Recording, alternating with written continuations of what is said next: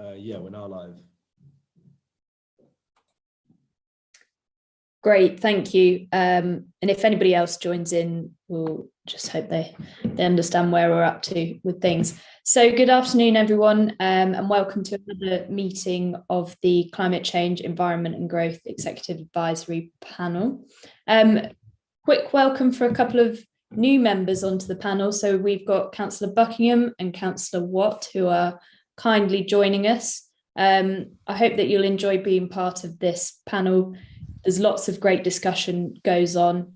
And if you've got questions, do ask them as we go along, but hopefully it's much the same as the other committees and panels that you're on in terms of running. And thank you to the officers and other councillors for being with us this afternoon. Councillor Lawman has joined us owing to the areas we're going to be discussing falling into his portfolio. So we'll move on to the first item on the agenda, which is apologies for absence. Yeah, I received apologies from Councillor Allibone. Perfect, thank you. Item number 2 is members' declarations of interest. So has anybody got any that they need to declare? You can see heads shaking. So I'm going to take that as we don't need to. Item number 3 is the minutes of the meeting held on the 18th of May. Hopefully you've all had a chance to read through those just to check for accuracy. If there are any comments to be made, please raise your hand or say now. Again, we're all looking good. So we get to move on to the exciting bits, which are the substantive items on the agenda. The first one that we've got down is a presentation on the Levelling Up Fund. So I know officers just want to make a couple of comments around that. Yes, thank you, Chair. So I'll start, members, if I may, and then I'll pass on to Ian. So this is a verbal update building on the executive paper that went last month, 16th of June, where we provided an update on the work we're doing around the Levelling Up Fund. So there isn't a paper today, so I apologise for that, but you will have a paper on this, and I will circulate it this week. But my apologies that you don't have a paper today.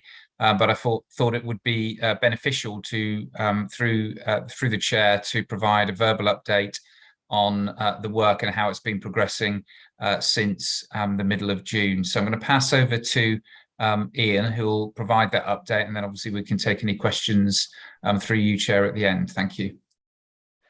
Thanks, George. So the report to executive in June described the background to the Levelling Up Fund, and also the work that we'd undertaken to identify projects, to consider them, and then to shortlist the projects. It also delegated authority to the executive member for growth and regeneration in consultation with other key executive members related to the 3 themes of the Levelling Up Fund to agree the bid.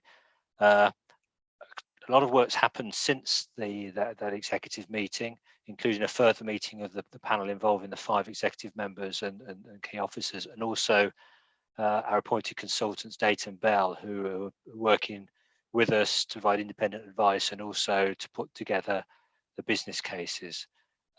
So what we've been doing is reviewing those shortlisted projects which were discussed and highlighted at the executive meeting on the 16th of June, reflecting on the guidance, the hurdles in the prospectus. So that includes the government's prospectus. That includes that if putting together packages which mustn't exceed £20 million for an ask, or an individual project mustn't exceed £20 million, the availability of match funding, the ability to start work this financial year, which is really important, and also sufficient information to be able to put together the 5 business cases which are required as part of the bid. So those 5 business cases are the strategic case, which demonstrates various things about why there's a project needed, what impact it will have, why is public funding needed, are there alternatives, how does it fit with strategic policy and local policy, and various other key facets. The economic case, which is around the cost benefit, the financial case, the management case, and the commercial case. So those 5 business cases are currently underway for those kind of projects, and we are working towards submitting two strong bids. That's the direction we're going towards, and those bids should be submitted as soon as the portal opens, the government portal opens, which we're waiting for confirmation on. Happy to answer any questions. Thank you, Ian. Have we got any questions on that? As George said, the paper will be circulated, but are any initial questions? Councillor Watt. Thank you, Chair. Can Ian remind us what those 2 strong bids were?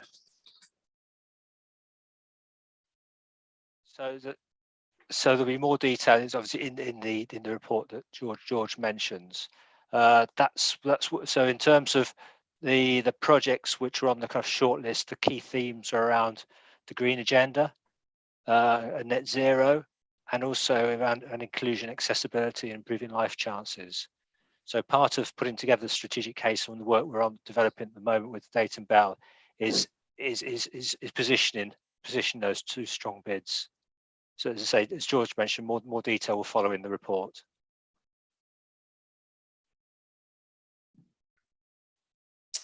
Thank you. Have we got any other questions at this stage?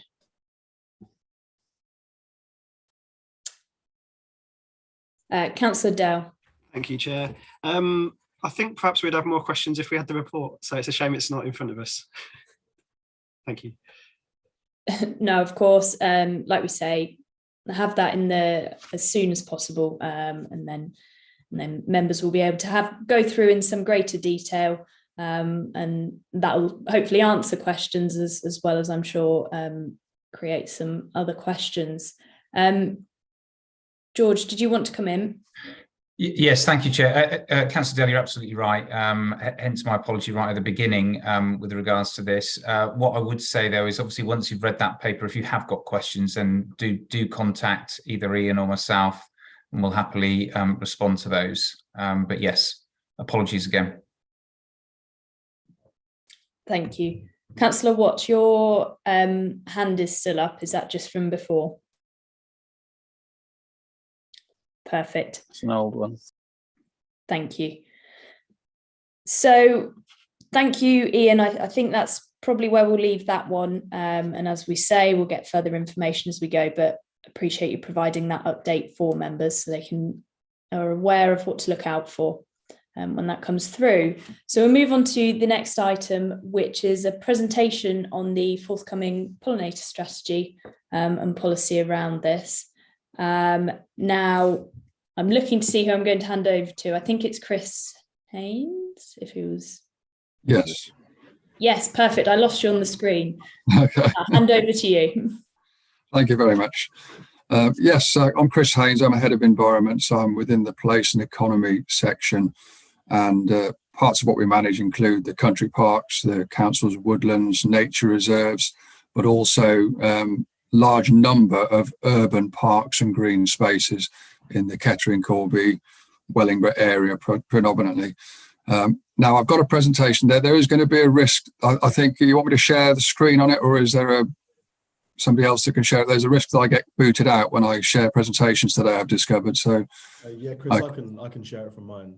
Right, that's probably the safest bet. And I can call upon the next slide when it's relevant. Thank you very much. Could I have the next slide, please? Yeah, so just a bit of background about pollinators, really. I mean, I'm sure a lot of you will be very versed in many of these elements, but basically there are around 1,500 species of different insect pollinators in the UK. A number of threats to them, primarily related to habitat loss and habitat effects like that. And obviously, pollinators are of massive importance to agriculture economically, and also obviously to ecology. And I've heard the saying, people say, well, if the bees die, we all die. I'm not sure whether that's the case, but certainly it's bad news. It's more bad news than there won't be any honey kind of thing. So obviously it's really important that the council can do appropriate measures when managing its green spaces that are going to help pollinators, both for the ecological reasons, but also obviously, you know, surrounding agriculture and land use and such like. So the purpose of the pollinator strategy is really just to set out the actions that the council is taking, the broad principles of the actions the council can take to enhance pollinators and enhance habitats that are going to help pollinators in its open spaces and help reverse the decline in pollinator populations. Could I have the next slide, please? Thank you. Yeah, so really, it is all about habitats, and there was a national pollinator strategy in 2014 that Defra produced, and really that the principles are fairly straightforward. You know, bigger, better, joined up habitats are going to be the way forward, really, with pollinators and a lot of wildlife in general. And basically, you know, you provide the habitat, nature will fill it. Okay, next slide, please. The Environmental Act 2021 is also worth mentioning as a sort of like a policy context. Now, the document that's going to be put to the executive committee in August does provide some background on the sort of policy background, and the Environmental Act 2021 has sort of implications for the council insofar as it strengthens the duty on the council to conserve and enhance biodiversity through its actions. So obviously there's a responsibility for us as land managers of large areas of land to manage that land as best we can to improve biodiversity and in a positive way. And also there's a specific responsibility in that act to produce a local nature recovery strategy by the end of 2023. And that's something we're working on as we speak. We've had a small seed grant to work towards that, and you'll hear more about that as we go forward. But basically that sort of duty fits in. I mean, the pollinator strategy fits in really well with that kind of duty, because it's a statement as to how we are going to manage the council's land more positively for wildlife to actually improve wildlife. So it's very much fitting with that, which is why I've raised it, just to put it in the overall context. So with local nature recovery strategies, the Northamptonshire has been identified as a responsible authority. So we are responsible to produce a local nature recovery strategy by the end of 2023. Unfortunately, there are already good networks that we have and a good deal of information that we already have that's going to help inform that strategy, which is basically a spatial policy that's going to identify priority habitats, where the opportunities are to improve them and join them up. So hence it keys in with the pollinator work would be very much fitting in with those aims. And there's a local nature partnership of partner organisations that's already been constituted and exists in the council that's collected a lot of this information, that the council's part of, that includes, you know, organisations like the Wildlife Trust and the Riverine Regional Park and organisations like that. So that's just a bit of the sort of context, just to show that the pollinator strategy is a sort of like a discrete aspect, but it keys very much into the sort of wider work that will relate to the local nature recovery strategy. Next slide, please. So the next few slides are just going to be an overview of the actual actions, really, to give you a flavour of what it contains. So it's really about sort of guiding land managers in the basic principles of how we can improve habitats through what are generally very simple means. It's vegetation management. It is just basically leaving some areas so that they can flower, so that grasses and wildflowers can flower, which obviously provides the food, the shelter, and the overwintering places for pollinator species. The sort of actions in here are fairly generic, so they would apply across the country. And we've modelled this on not only the National Pollinator Strategy, but also the Royal Parks had a nice pollinator policy. And so we built on that, and the principles are very similar. There are lots of things that can be done with microhabitat management, you know, leaving bare ground areas for certain species, patches of nettles. I'm sure we all know about those in, you know, the gardening context as well as in the urban landscape. Avoiding planting of certain specimens of trees, few and far between, but that's one example there that can, some research has shown, has a negative effect on bee populations in particular. So avoiding planting those kind of specimens, and where we do planting, focus on planting things that are going to benefit pollinators.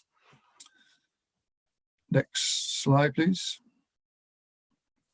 This is obviously an area here that has been increasingly in the news and in people's interest, quite rightly. I mean, pesticide use can have an effect on the wider environment, and there's also been quite a lot of controversy about glyphosate in particular, which is a contact herbicide that's used very widely and is still licensed to be used, and there's a lot of debate about the effects of that both on human health and the environment. So obviously the policy we're proposing is to reduce pesticide use wherever practicable. Eliminating it is a significant undertaking and would cause difficulties operationally for a lot of the actions we do, but there are things that we can do, particularly now we've taken back in-house the management of the ground services in Wellingborough area, where we can rationalise the use of pesticides, move to reduce the volume, go to spot spraying instead of blanket spraying, and really sort of taking sensible measures just to eliminate it as we start looking around at how the legislative background will change, and the research is developing on the use of pesticides, particularly glyphosate. So that's part of the policy, and obviously a key part of it. Next slide, thank you. Participate in pollinator projects and action. We're starting to get people, which is great, coming to us with ideas about obviously the Queen's Green canopy produced, people coming saying, can we plant trees here, can we plant trees there, is this council land, how can we get involved? Similarly, we're starting to get one or two inquiries coming in about how can we be involved in improving our local urban parks for pollinator species and bee hotels and beetle banks and all sorts of ideas like that. So we want to take a positive approach to those kind of things, and not be like the dead hand of the state saying no type approach. So we will try and work with people when we can on community-based projects that can deliver improvements on people's doorsteps. So, and that's a principle that sort of goes right through from the National Pollinator Strategy right through the Royal Parks 1-2 hours to involve people, and also to promote the sort of environmental lessons and education, I suppose, which we do through our education ranger outdoor learning programs that we have, that primarily operating in country parks, but that we're also looking to expand into the urban parks as well. And you're getting probably around 3,000 children a year participating in those outdoor learning activities as well. So that's really just the statement of principle with regards to encouraging communities and individuals to participate in pollinator projects, and us being responsive where we can to accommodate that. Next slide, please. Oh, sorry, can you just go back to that? I ought to point out something important on this. I've put in two pictures there that you can see. They're actually of Corby. One's of Coronation Park and the other's of a verge side in Corby, which really sort of illustrates that if you look at the verge mowing, I mean, that's a simple alteration of the mowing regime, basically, to allow flowers to grow and to the grasses to grow tall. The impact of that is perceived differently, or can be perceived differently. Some people might see areas like that left to go wild as being neglect. Other people will be very, very aware of the importance it can have on wildlife. So the approach that was piloted by Liam Faulkner in particular, who's the ground services manager in Kettering and Corby, and I know he's listening on the call, did some really great work in the Kettering and Corby area over the last 2 years to actually introduce some of these principles.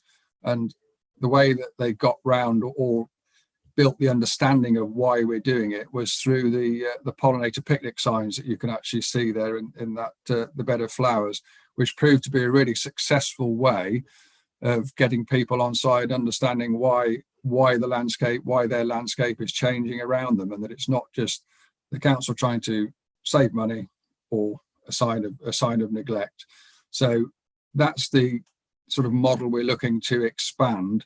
because the situation we've got now, as I mentioned earlier, taking on Wellingborough in particular, there are a lot of opportunities for us to expand this kind of approach across the Wellingborough area, but also significant further opportunities, Kettering and Corby, to actually improve the verges, the edges, corners of parks, etc., to make them much more much more valuable wildlife habitats, to look where we can join them up maybe with adjoining areas of valuable habitat. And we're going to be looking to roll out that pollinator picnic type pardon the weeds, feed the bees signage, because it has proved so successful in helping people understand why these changes are happening. And a lot of the changes, they are literally vegetation control, so it's not irreversible. So, for example, if we start getting difficulties with people because of there's particular access issues or fence line issues and maintenance issues, there's going to be all manner of different situations possibly in the parks that the land managers will need to be aware of and be sensitive as to how we introduce and where we introduce these different techniques, to be mindful of that, and then to use this signage to explain to the people why the landscape is changing. So that's a key part of our approach. Next slide now, thank you.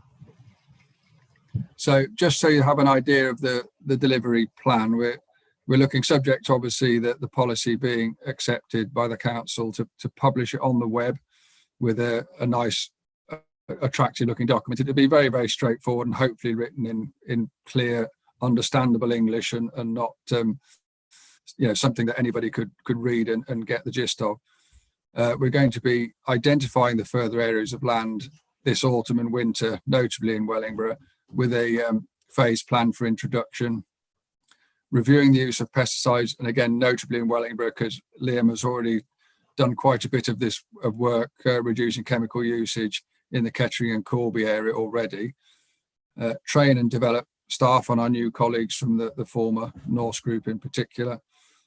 Then do a publicity campaign around late winter, spring of 2023, because obviously the changes on the landscape are likely to take effect in next growing season. That's when people are going to start seeing things actually change. So doing some pre-publicity on that so that people can really understand what's happening and we're upfront about it, and then they know what the signs are when they go out on the ground. And then obviously then start introducing new mowing regimes and signage of spring 2023. So the policy that we'll be going through will basically contain those broad principles and that broad delivery plan, and that's what we're looking at doing. And I feel it would be a really, really positive opportunity, because there are some great chances to do some further very, very simple, say free. I mean, everything obviously we might have to amend our particular types of machinery that we use to do once a year grass cuts instead of short mowing grass cuts. We've got to think about that. But basically, we'll also, the counter trade-off on that will be saving time in some areas, not having to mow things down to 1 inch long. Obviously can provide advantages in other areas. So hopefully that's given you an overview of the policy and how we're planning on delivering it, and happy to take any questions. Great, thank you, Chris, for going through that. I think this topic will be really interesting for the panel. I know from previous discussions it should be. And thank you to officers for the work that they have been doing, because there are fantastic initiatives. The Feeding the Bees one has been an international success story, with lots of well-deserved recognition. There are lots of hands up, so I'm going to stop talking and pass over to Councillor Bone. Thank you, Chair. Just want to welcome this report. Firstly, can I just say it's simple. It's obviously detailed, but we can get that message across. It's just understandable, straightforward. This is what it is. I'd also like to get a bit of a plug in for Chris. You didn't quite mention East Northamptonshire, the previous Sovereign Council. I know that you're focusing on Wellingborough, which is great. and Corby and Kettering obviously done a great job, but there's another area that also needs to be included. And if anybody from the Empowerment Fund is listening into this, certainly in my patch and Chair's patch as well, we're doing something called B Squared, which I'm sure you're aware of, just on this very issue to get everybody involved. So I welcome this and thank you for your work on it. Thanks, Thank you. Chair. Thank you, Councillor Bone. And of course, when looking at these policies, it will be for the whole of Northamptonshire to ensure that we're doing the right stuff everywhere. So, Councillor Buckingham. Thank you very much. And I remembered to turn my microphone on, which is always a bonus. Brilliant report. Obviously, know and understand the work that's been going on over the years, and the work that Liam has been doing. You know, well done to all the teams for everything that they've done. As with any good strategy, though, there comes an action plan. And I think that I would like to see smart targets in terms of our action plan around what chemicals we do use and how we can reduce those. The other thing that, you know, and in terms of chemicals, are we using glyphosates? Unfortunately, people see workers out with a backpack and automatically think that, you know, they are spraying something that is noxious and whatever.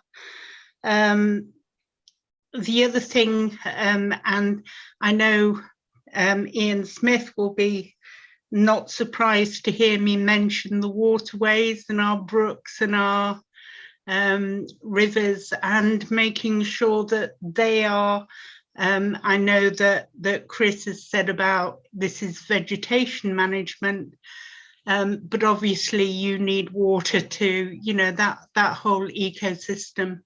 And I just want to make sure that, you know, those bits are included, because they have an impact, especially as we're seeing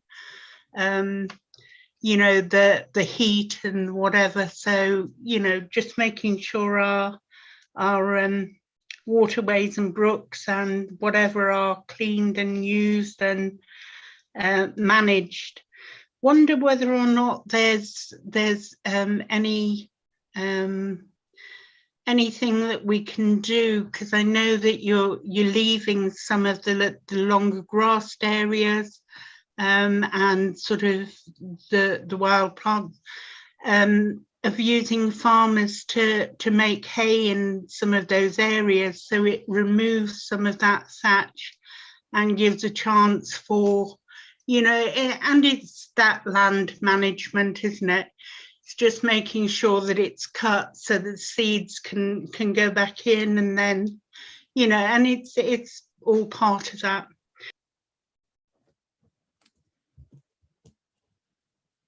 Councillor Buckingham, I'm afraid you've gone on to mute. Thank you very much. I'd finished anyway. I knew I'd gone on too long. Thank you. Thank you. Chris, did you want to jump in on any of those points there? Yes, we have obviously thought about targets and such like. We're trying to keep them simple and easy to measure, really. Obviously, we have some mapping issues to solve, I think, as an authority, about which mapping systems we're going to use that are going to allow us to do accurate measurements. But one of the things we will want to be measuring is the amount of new habitat that's being created as a result of this policy, to actually measure, map and have that.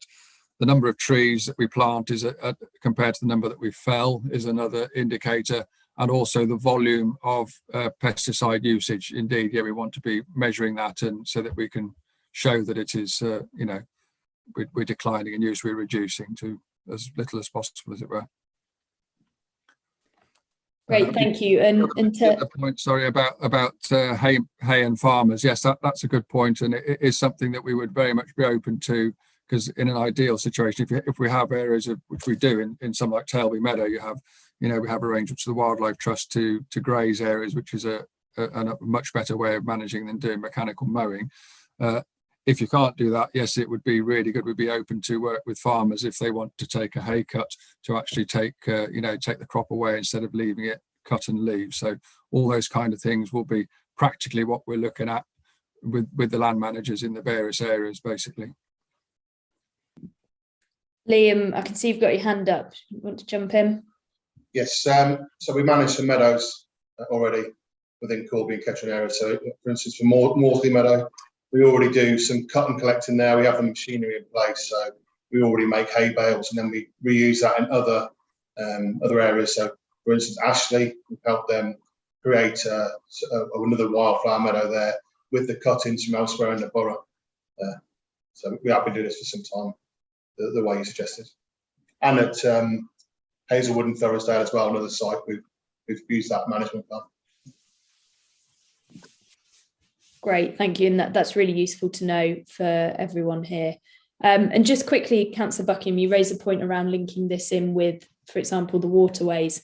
And I know that what we're looking to do is how we link up all the different strategies that we've got coming forward. So in terms of the tree strategy, we talked about the local nature recovery strategy, and making sure that these are all interlinked and looking at each other so that you've got an overall picture, and they're doing the best job that they can do on that front.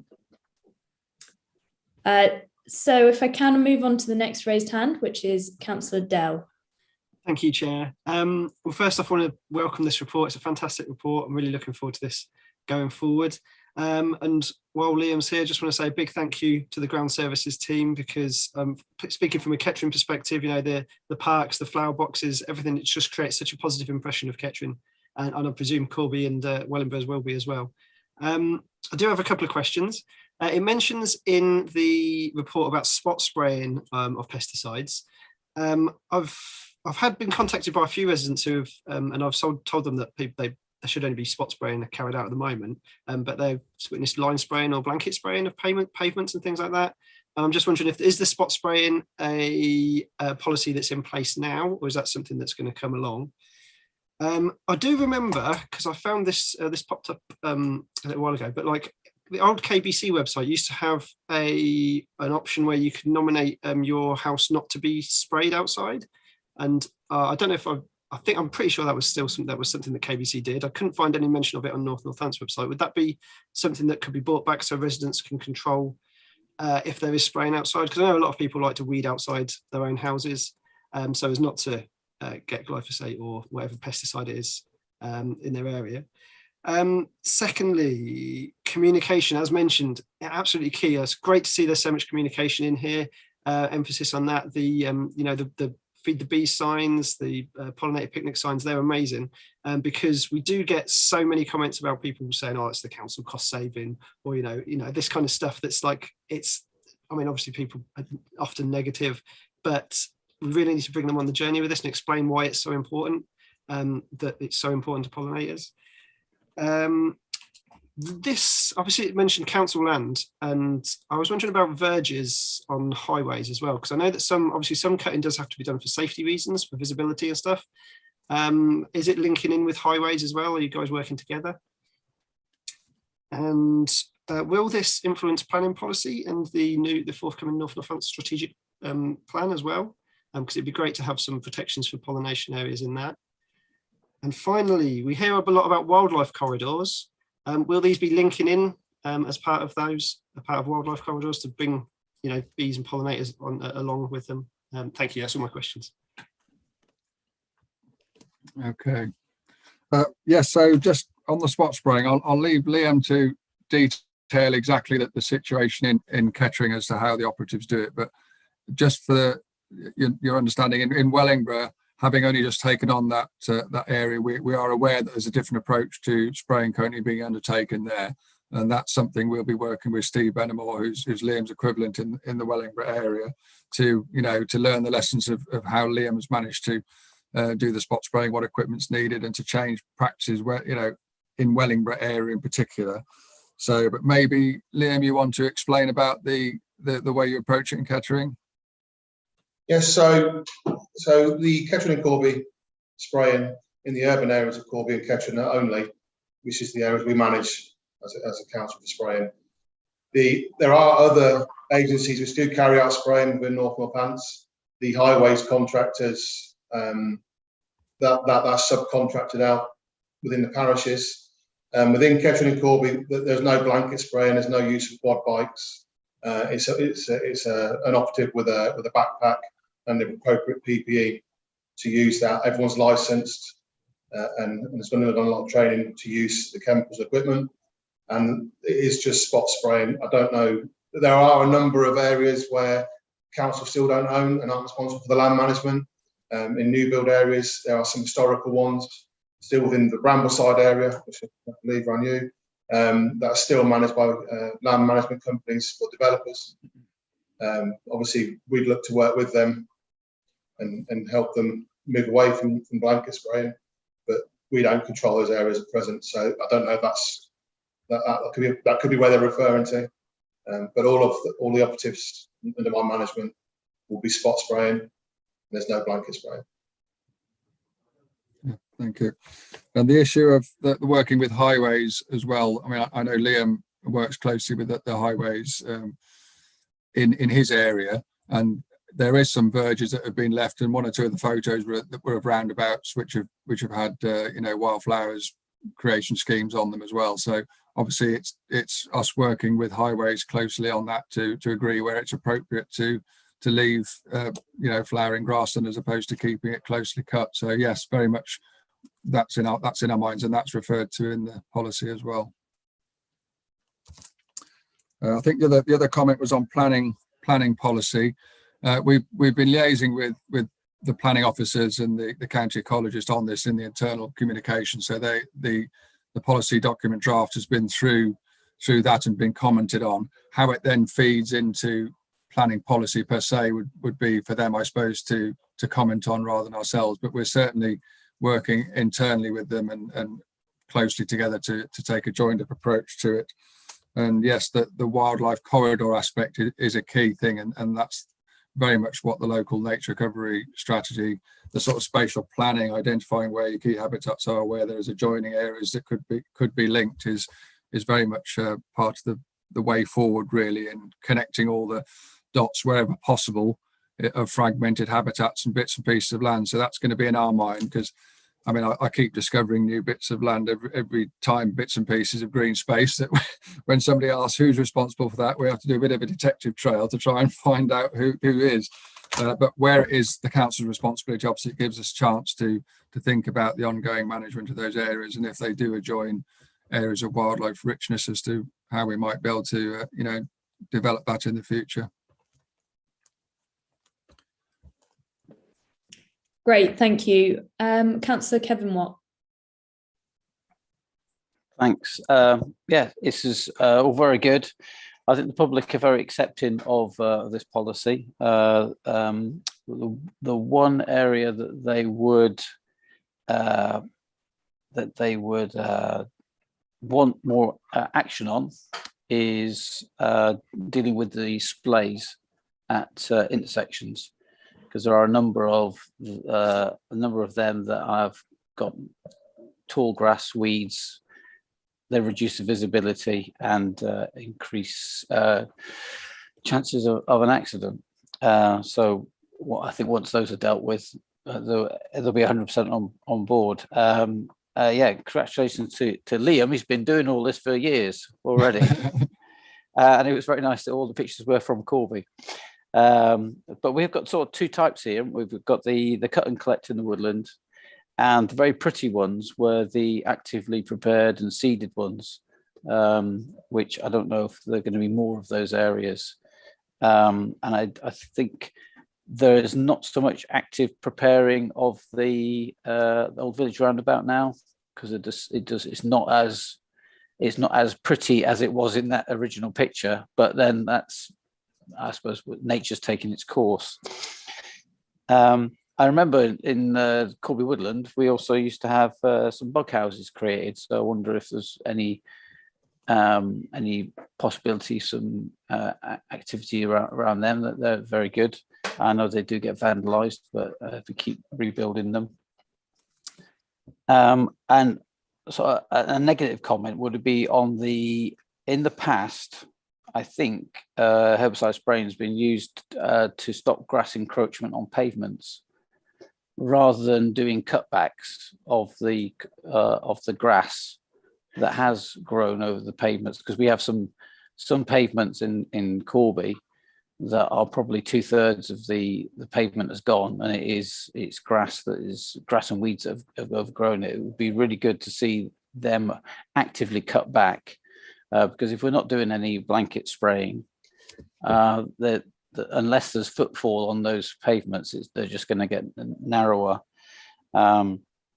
And it would be nice to have some figures on the reduction that how much less we are using the herbicides, because I've got a number of residents who contacted me quite rightly on concern about how much we do use them. So if we got some figures that we can pass on to them, then that would be good. Thanks. Thank you. Yes, I think by the end of next year, we'll certainly have figures on the chemical usage, because we'll be actively managing it. I know that there have been 1 or 2 freedom of information requests coming in as well on that topic. So I'll pass on your comments about the bug houses in Corby Woodlands to Rebecca Jenkins' team, and that they've got their woodland rangers who are working with a really thriving volunteer group there on trying to get the habitat management underway in those areas. So that's a good point to pass on to them. A bit about spraying on intersections, and that I know the pictures we've shown were of a cornfield annual mix, which that's the natural way of it. They look fantastic for the first year, slightly less the next year, and then the plants naturalize out to the perennials, which aren't quite so showy, but it's sort of a way of having a sort of look at me bit, I suppose, first, and get a bit of people talking about it, I suppose, initially, and then they will naturalize to a less glamorous look over time as the perennial flowers take over. But I don't know if Liam wants to add anything to what I've just said there. I know the roundabout you use, for instance, in the old village, that's been heavily thistled. There's quite a lot of thistles come up there. It's just nature, I'm afraid. We hand pulled a lot, but they took over quite quickly. So we'll do some further preparation next year, which hopefully should eliminate them a little bit.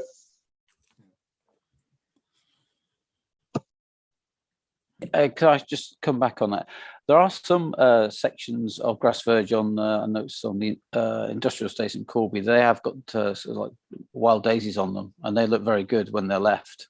I don't know if there's any way of just collecting those seed pods and scattering them around a bit more, so that maybe the whole road could be wild white daisies, which would look spectacular.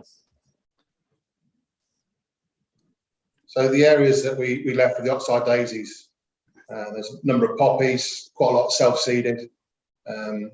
We've just let them go, as it were, the last 2 years, and they've self-seeded themselves. All down Steel Road, for instance, that was predominantly oxide daisy, and then poppies further up where the ground had been disturbed for some roadworks. It kind of naturalises itself. So, but we do cut and collect. We have machinery that can cut and collect it at the end of the year, and we do tend to spread them where we can. But obviously, for safety reasons, we can't leave every junction, as we've already said. So. Great. Thank you for the feedback on those questions there. Councillor Bone, your hand is up. It is. Thank you, Chair. Just very quickly, I was trying to scribble down Liam's equivalent in Wellingborough. I didn't catch the name. Liam's equivalent in Wellingborough is the question. Yes, sorry, I missed that. Yeah, it's Steve Benamore is the name of the ground services manager in the Wellingborough area. So Steve reports through to me and Liam reports through to me. So we're just in the process of getting to know each other and joining up our systems, as it were. Thank you very much. Just sorry, Chair, through you. Sorry, I'm having trouble with my internet here, but I appreciate that. I was trying to scribble down the name, so. Not a problem. Thank you, Councillor Bone. So there's no other hands up. And as I suspected, that was a really good discussion around that. And thank you to Liam and Chris for answering those questions. It's been really useful. I'm certainly interested to see how we develop this out. As we know, we've got fantastic work going on, and developing this and interlinking it with all the areas we've discussed today will be really important moving forward. Thank you very much. So move on to the next item, item number 6, which is the draft air quality annual status report for 2022. And I understand I'm going to hand over to Catherine Clooney. Yeah, that's right. Good afternoon, everyone. I'm Catherine Clooney. I'm the Interim Environmental Protection Manager for North Northampton Council. So I just want to outline to you our air quality review report. So the purpose of the report is to provide a further position statement to yourselves on air quality in North Northamptonshire from our 2021 data. So we have recently submitted a draft report to Defra, our 2022 report, which that is in the appendix for yourselves to have had a look through. And also to advise on the implementation of the recommendations from the ACOM report, which was taken to the EAP on the 23rd of February. And then also about an update on the public health funding bid, which was reported to the same EAP, and the potential for an application for an air quality joint strategic needs assessment, which we have been applying for work to do that. So in terms of the executive summary, the first 2.1 just outlines our obligation in terms of local air quality management. And from our 2021 data, there are currently no AQMAs, and we haven't recommended for any implementation following the combined NNC ASR 2022. So this report we submitted to Defra this year was the first report that we've done, which was a combined report. Previous years we've all done separate. There's been 4 reports submitted. So in 2021, we undertook monitoring at 100 non-automatic diffusion tube sites, and the results of the monitoring highlighted an overall decreasing trend in that time.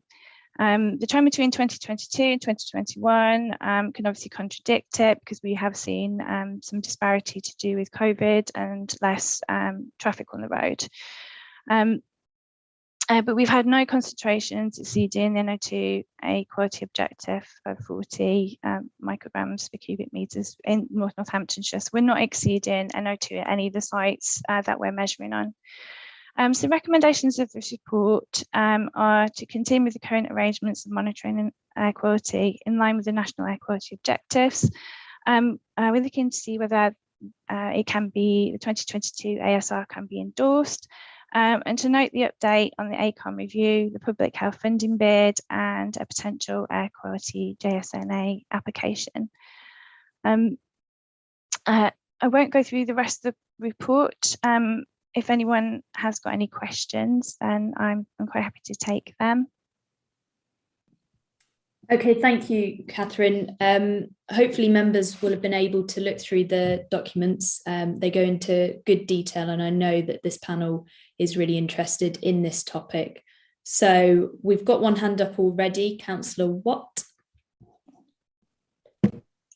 Thank you, Catherine. I know that these are averaged, these collections, aren't they? There would be just like an open tube that would just collect it 24 hours or however long. But would there not be concentrations of particulate matter at certain points in the day when there is more traffic on the road? Is there a possibility to look at the if there are any high points during the day? We are getting busier. We have got a number of locations, particularly in Corby, that are having more traffic and more heavy goods vehicles. If I'm talking about the Weldon Prize Hall area, so I'm just wondering if those could be, if it could be looked at like more like an hourly check. We've got another 700 vehicles to go in. About 700 houses are probably in Weldon Park. We've got another 3,000 houses to go into Priors Hall, and all of those are going to have an impact. So it'd be nice to know what the likely impact is. And unfortunately, we have planning permission for 2 incinerators at this end of town. And obviously they're going to emit, they're going to have emissions. It would be nice to know, although we haven't got any air quality at the moment, are we likely to in future with all of these increases in devices and buildings that do have emissions? Okay, to answer our first question about particulates, we don't currently monitor particulates in Northamptonshire Council. In terms of nitrogen dioxide, it is averaged. So we take the tubes down every month and we put new tubes back up. So we do have the results for monthly, but it's not hourly or weekly. We don't have any automatic monitoring sites, and the average is over the year, but you can see a breakdown of what is happening on a month-by-month basis. We don't have any automatic monitoring sites, but they are quite expensive to operate, and usually they are in inner city areas or areas where there are breaches in the NO tube data. So that is when the automatic monitoring sites, there is justification for putting those in. The average ones and the monthly do give us an indication that there probably will be peaks and troughs over the day naturally, but the value that the objective that we assess against is an average over a year. So we don't currently have that data because we don't have any automatic monitoring sites. In terms of the large developments, what we can do, we do that in some areas. We do put tubes when we know those developments are going to come in. And we do require them to do potentially air quality assessments anyway. So the officers within the environment protection team will look at air quality reports relating to those developments and the cumulative impact that they will have. Similarly, for any large incinerators, there definitely will be air quality reports which are produced as part of the development, and they will have to assess the local air quality currently and the impact that they're going to have. So, the air quality is assessed by those persons doing the development, but also we can put some tubes around to assess what impact will be happening. The officers within the environment protection team will look at those assessments when they come in via the planning process. Okay, great, thank you. Councillor Dell. Thank you, Chair. Thanks for Councillor Watts for bringing up the incinerators. I was going to mention those as well, but beat me to it. I've got another couple of questions though. I noticed that the World Health Organization have recommended 10 nitrogen dioxide microgram per cubic meters as a safe limit, and our own government has recommended 20. Now, obviously, at the moment, that's not a legal requirement, and we are on 40. I presume at some point in the future, those are likely to come down, and obviously, quite a lot of the areas that I've been looking through the graphs, through the tables with all of the monthly figures on. Obviously, a lot of those are over 20. In fact, quite a lot of them are over 40 in certain months. So I was wondering if we're looking ahead to how we're potentially going to deal with changes in the law, or we're just going to wait for those to happen. Secondly, it mentions about in the report about the transport plan to promote walking, cycling, public transport to support the modal shift away from the private car.